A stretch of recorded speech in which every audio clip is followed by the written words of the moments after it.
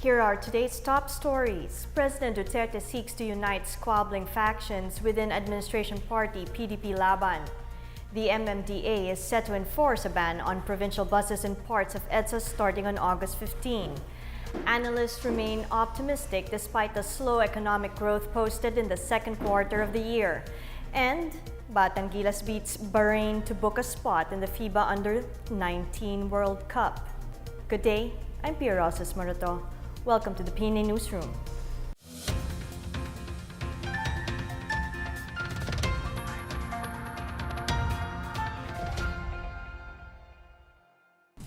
President Rodrigo Duterte has met with his party PDPLaban to settle leadership issues among its growing factions. Abdullah has this report. President Rodrigo Duterte on Thursday met the PDPLaban amid the ruling party's leadership row. Presidential spokesperson Harry Roque said it was Duterte who, as party chairman, called for a meeting in an effort to unify the PDPLaban factions. Last month, a PDPLaban's faction, headed by National Council Chairman Rogelio Garcia, conducted an election where Garcia reportedly replaced Senator Coco Pimentel as party president, with Willie Talag replacing former House Speaker Pantaleon Alvarez as new Secretary General. Pimentel has rejected the election, saying Garcia's group members have been expelled from the ruling party. Roque said there is only one PDPLaban as far as the president is concerned. He said the president has vowed to strengthen the party in preparation for the 2019 elections by looking for good candidates. For the PNA Newsroom, I'm Abdullah. Malacanang is not alarmed by the 6% growth posted by the Philippine economy this second quarter. Presidential spokesperson Harry Roque says despite the drop from the 6.6% GDP in the first quarter, the economy is still growing at a stable rate. For now, Roque says he is waiting for the report from the government's economic managers on the matter. The closure of Boracay as well as the excise tax on metallic and non-metallic minerals were among the reasons seen for the lower GDP growth.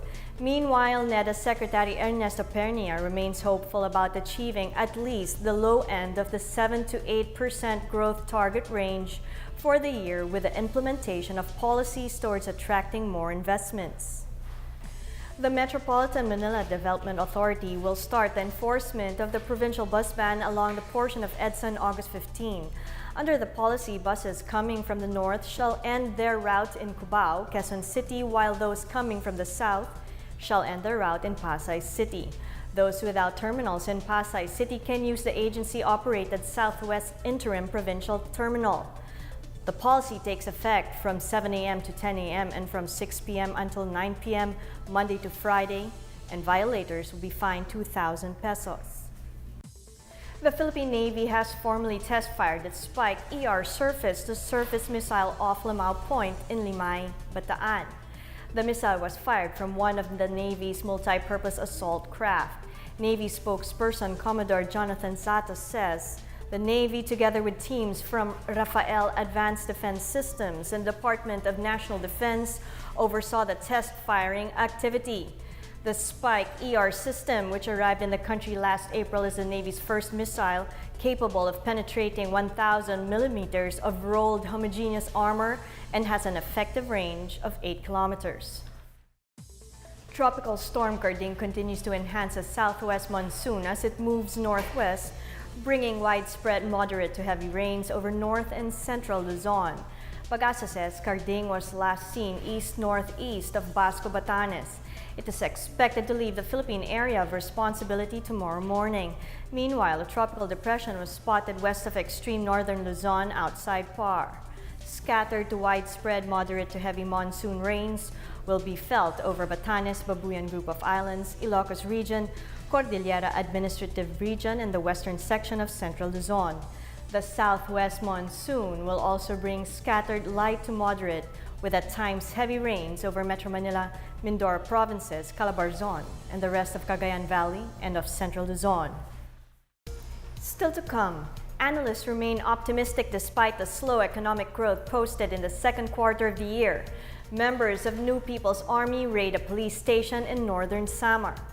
These and more when the PNA Newsroom continues.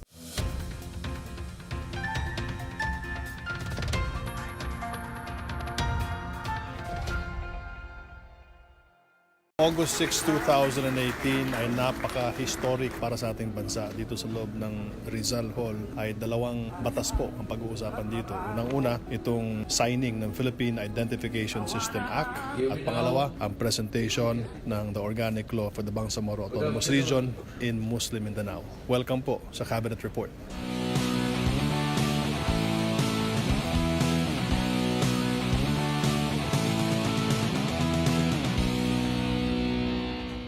Together, let us shatter the dark cloud that once loomed the Bangsamoro people, but for all peace-loving Filipinos. This may not be a cure-all, it can be the start of the progress of the Bangsamoro Autonomous Region. This has been a long work, hindi lang sa panahon ngayon, previous administrations, but ngayon mukhang maganda ang naratan natin dahil we got the support of almost all sectors, especially with a strong president. Finally, napirmahan na yung BBL, BOL, get the support of the people kasi yun ang very important for the plebiscite and for the nation building.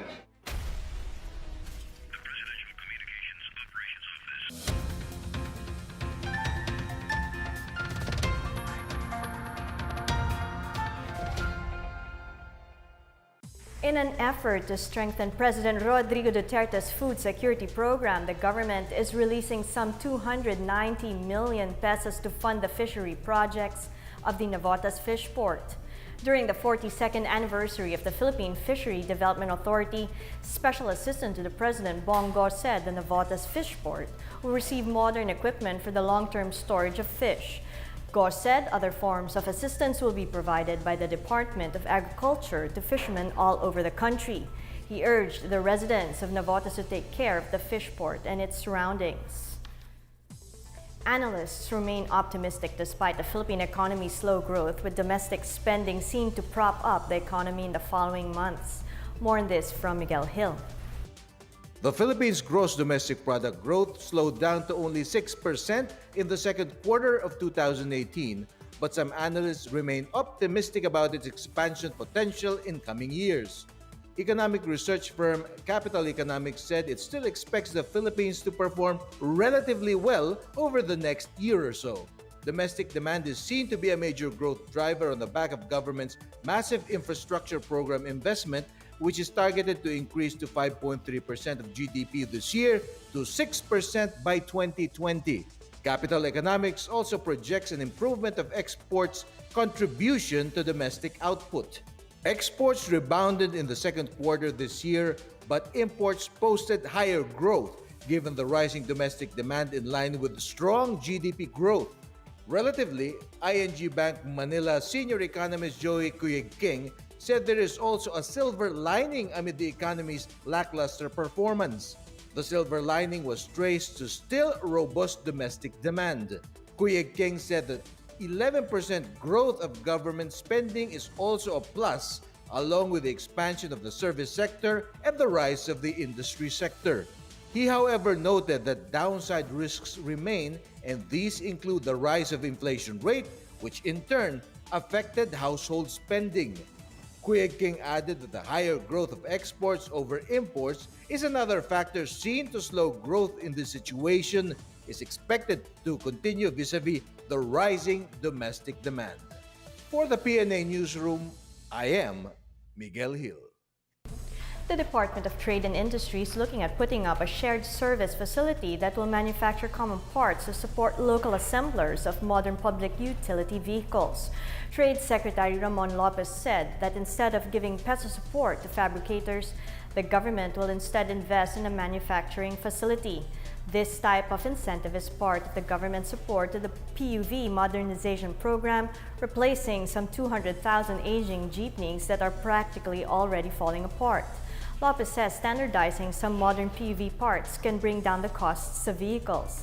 The DTI previously considered an incentive program worth 9 billion pesos for locally produced vehicles for the supply side of the PUV modernization program. The government's PUV modernization program is in full swing despite criticisms from transport groups. But is the public truly ready for PUV modernization? Miguel Hill has this report. The Department of Transportation officially began last July the deployment of modern public utility vehicles with franchises from the Land Transportation Franchising and Regulatory Board. This is the latest move in the government's drive to modernize PUVs, replacing thousands of aging jeeps and buses on the road. Secretary Arthur Tugade plans to replace all PUVs which have been in service in the last 15 years. The LTFRB has repeatedly emphasized the need to let go of the older PUVs despite protests by critics, particularly transport groups. I know it's a big step, but it's a step that needs to be taken. If we want to move forward, the only way to do that is by letting go. Unfortunately, I know a lot of people feel strongly about the other way, but this is the way forward. We want a safe, reliable public transportation for everybody, and this is a step in the right direction. So I really do congratulate everyone behind this program. Kudos. Each modern vehicle has a higher passenger capacity, a Euro 4 compliant clean engine, speed limiter, dash camera, and electronic fare collection. The modern PUVs will be safer, more convenient, and more environment friendly. Dito po sa deployment po ng mga makabagong pampublikong sasakyan. Sa wakas po ay mawawala ng mga bulok na sasakyan at mas ligtas na po ang ating mga mananakay. Some motorists and commuters, on the other hand, appreciate the purpose of modernizing PUVs. Naniniwala ako sa programang ito ng ating gobyerno. Ang bawat Pilipino ay may karapatang makalanghap ng sariwang hangin. Kaya madali naming niyakap itong programa nito. Salamat kay President Duterte sa pagsulong ng programang ito. Transport groups have opposed PUV modernization, saying the policy is anti-poor due to the high cost of modern units. Ano yung mga processes na pinahirapan? Halimbawa po, sinasabi nga po natin, yung Just to OTC, clarify, dati ay 30,000, naging 300,000 ngayon. Okay. Noong January, tinangkapan nilang gawing 1.2 million. Okay. So talagang sa pagtatayo pa lang ng kooperatiba, pumasok tuloy sa isip talaga namin na ipe-peso talaga kami. Find out more about PUV modernization and what's in store for the riding public on Pros and Cons, airing today at 10:30 p.m. For the PNA Newsroom, I am Miguel Hill. Police are on the hunt for the members of the New People's Army that attacked the Lapinid Municipal Police Station in northern Samar Friday morning. Police Regional Office 8 Regional Director Mariel Magaway has ordered the Regional Public Safety Battalion to conduct a manhunt on the terrorists. About 100 NPA terrorists reportedly attacked the station that was guarded by only 6 policemen at 2 in the morning. 2 policemen were injured. The NPA stole 10 rifles, 3 handguns, and a laptop owned by Chief of Police Noli Montibon. A certain alias Marmar was identified as the leader of the raiding group. Up next, the La Trinidad and Baguio Police are recognized as 2 of the Philippines' best police stations. Batangilas beats Bahrain to book a spot in the FIBA U18 World Cup. The PNA Newsroom returns after these reminders.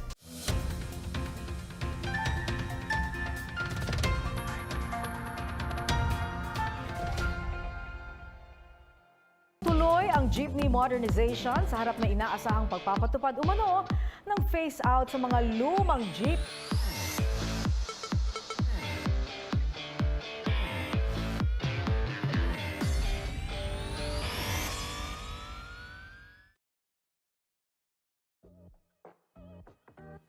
Trabaho ba kamo? Madami niyan. Sa Build, Build, Build, maraming jobs, jobs, jobs. Tara na sa Job Caravan on August 12 sa SMX Convention Center.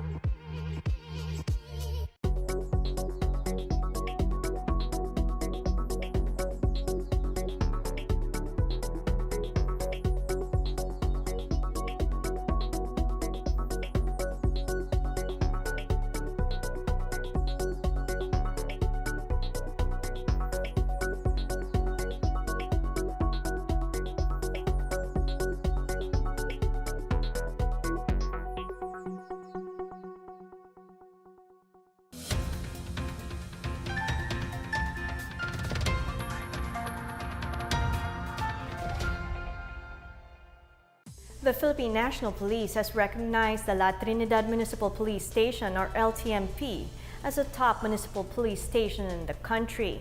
President Rodrigo Duterte graced the awarding ceremonies at the 117th Police Service Anniversary on Wednesday at Camp Crame in Quezon City. LTMP Chief of Police Benson Macleing received the award on behalf of the local police. The capital town of La Trinidad recorded a crime volume of 230 cases in 2017, less than half of the 574 cases recorded in 2016. On July 30, the Baguio City Police Office also received the Best City Police Station in the country in police community relations activities. BCPO City Director Senior Superintendent Ramil Saculles personally received the award from PNP Chief Oscar Albayalde. Saculles said it was the community's good relations with the city law enforcers that made the award possible.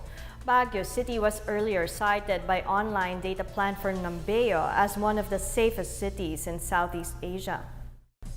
The endangered Christmas frigate bird has been sighted at the Apo Reef Natural Park, or ARNP, giving environment officials new hope for the species. Environment Secretary Roy Simato says the sighting indicates the vibrancy of the ecosystems in the world-famous marine sanctuary. Simato praised the ARNP Protected Area Office and its partners for their efforts to protect the reserve.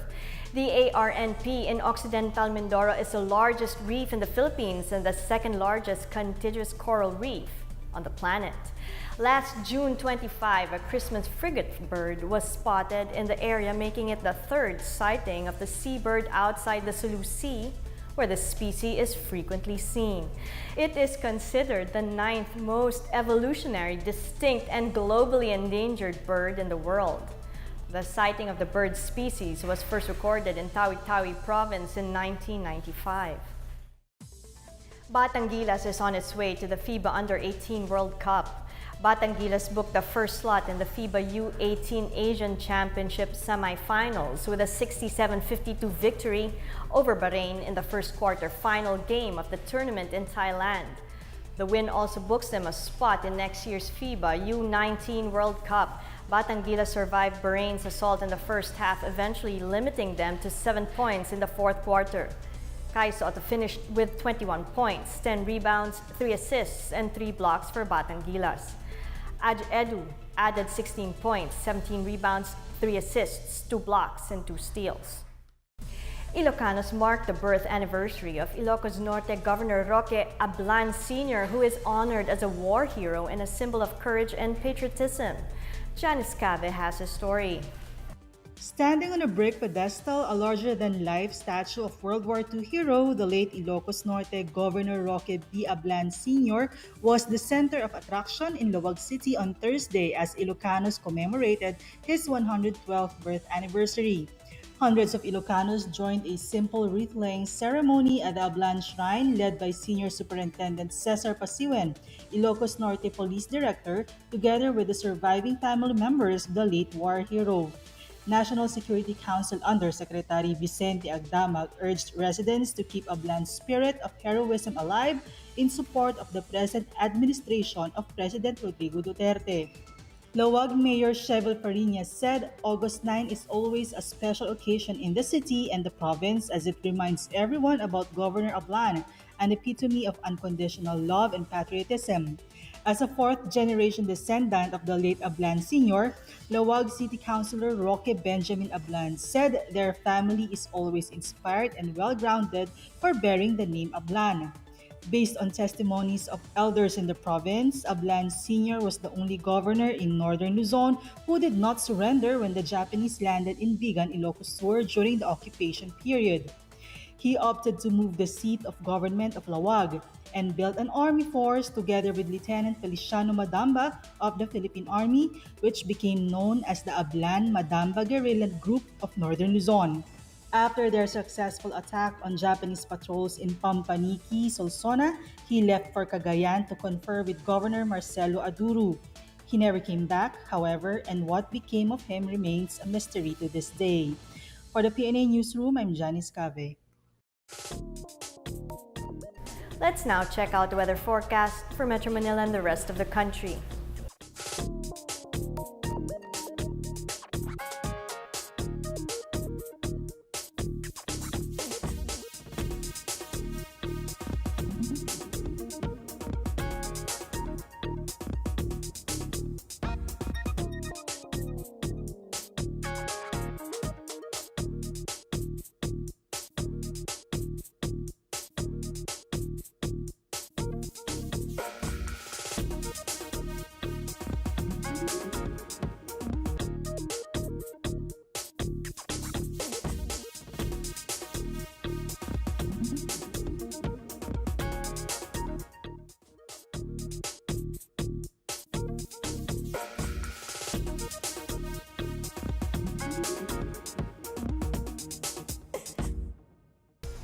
Here's another look at today's top stories.